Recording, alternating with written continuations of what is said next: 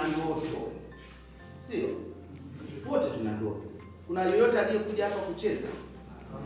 Wote tuna ndoto, na hizo ndoto zinapatikana kwa kiasi kwa timu hii ya sisi kama walezi. Maana timu ya walezi, sisi kama walimu, tuna walimu walezi ambao hawaingii darasani lakini ni walimu. Wapo. Tunao walimu wanaoingia darasani.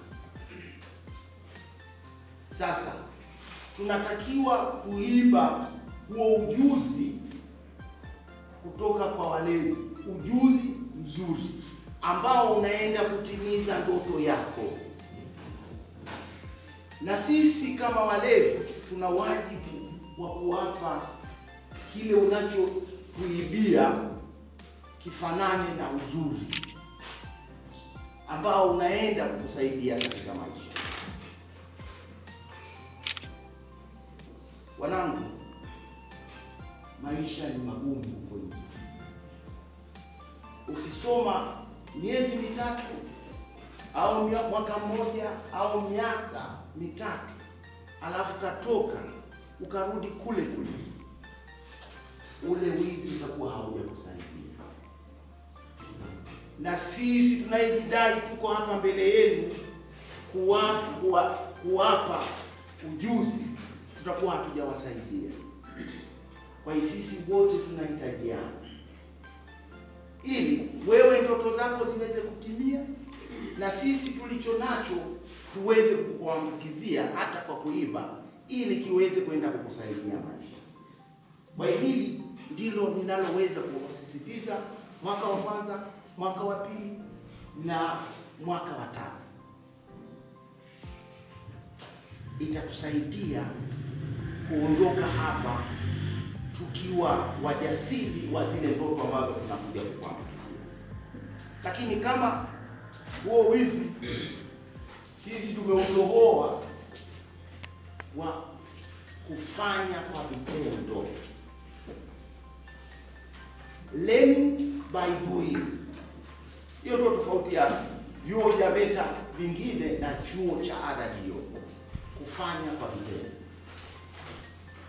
Na chochote kile ambacho unafundishwa ni cha kinadharia tu, omba tukufundishe kwa vitendo. Unaelewana?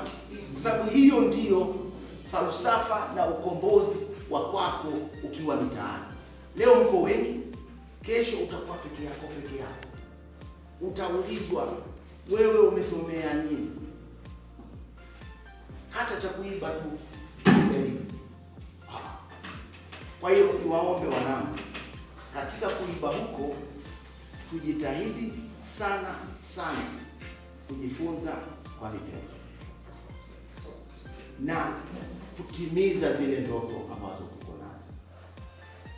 Na tuwashauri, wako watu wanaitwa na magungo, yaani ukimwambia twende kwenye ufundi umeme yuko, twende kwenye kilimo yuko, twende kwenye upishi yuko.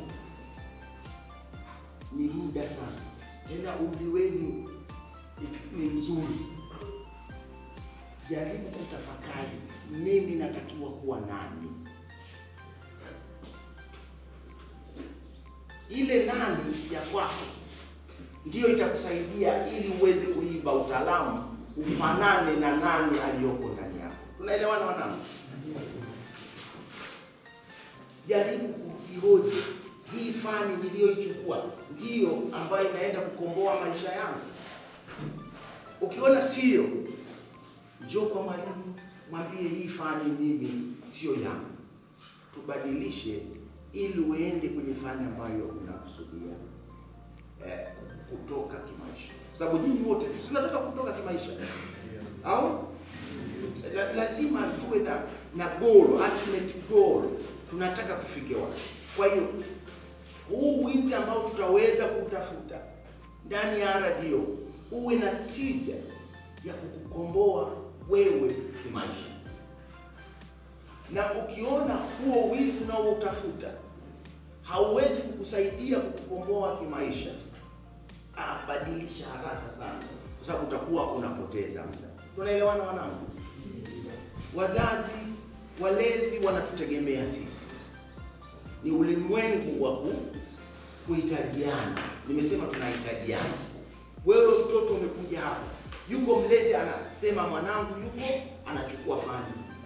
Ujue una lundo la watu wanaokutegemea.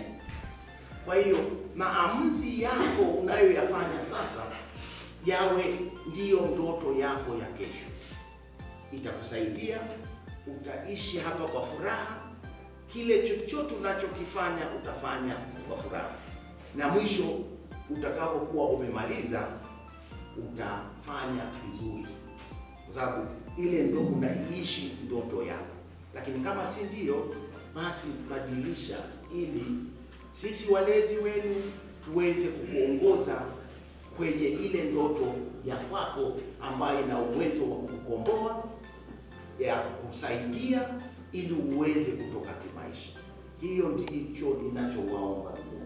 Kwa sababu mara nyingi eji ya kwenu, wakati mwingi tunafuata Aisha anasema anachukua fani gani au Marko yuko kwenye fani gani.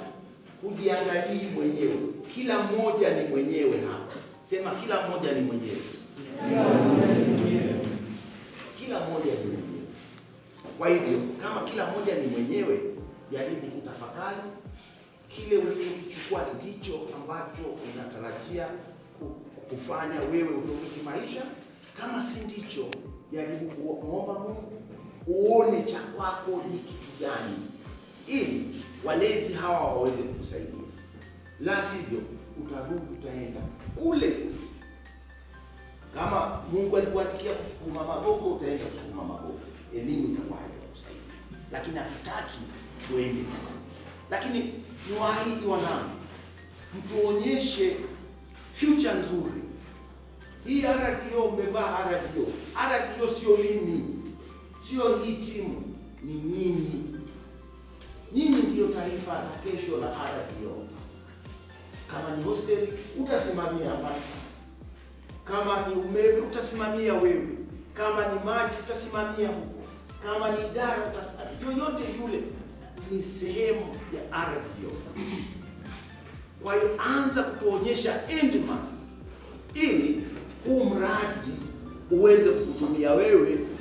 Utakapomaliza, target ya kwanza isiwe nje. Target ya kwanza sema naenda kuifanyia nini RDO. Tunaelewana? Ninaenda kufanya nini ndani ya RDO, kwa sababu uwepo wa RDO ni fursa kwako. Kama unachukua umeme, ukimsikiliza vizuri mwalimu, kesho atatukomea, sababu tunao wanafunzi ambao ni walimu. Tuna vyuo sasa hivi tunaendelea kupanua vyuo sehemu mbalimbali. Maana anayeenda kusimamia kule sio mimi. Unaelewana? Anaenda kusimamia huko ni nani?